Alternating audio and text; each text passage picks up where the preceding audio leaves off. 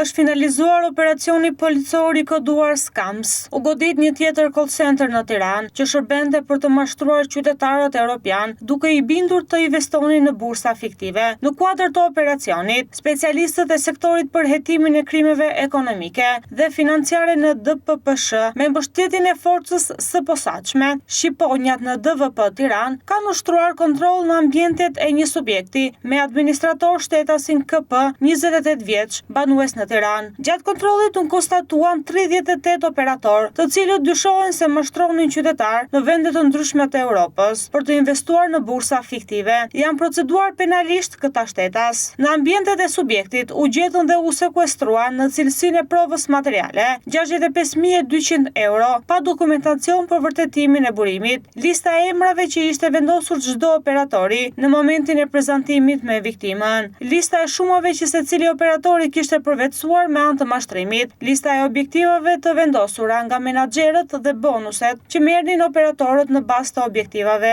ku për muajin tetor ishte 1.5 milion euro, 51 njësi kompjuterike dhe 14 aparate celular. Në vijim të operacionit janë ushtruar kontrolle në banesat e bashkëpunëtorëve të afërt të shtetasit KP dhe nga kontrollet u gjetën dhe u sekuestruan në cilësinë e provës materiale 41.500 euro dhe 700.000 lek të rinj në banesën e shtetasit MH 38 vjeç, pa dokumentacion të burimit të ardhurave. Në fund të veprimeve të parahetimore, u arrestua në flagrancë shtetasit KP dhe MH. Materialet procedurale do t'i kalojnë prokurorisë pranë gjykatës së shkallës së parë të jurisdiksionit të përgjithshëm Tiranë për veprimet të mëtejshme hetimore për veprat penale, mashtrim me pasoja të rënda, punësim i paligjshëm, fshehje të ardhurash, mos pagimi taksave dhe tatimeve dhe pastrimi produkteve të veprës penale ose veprimtarisë kriminale.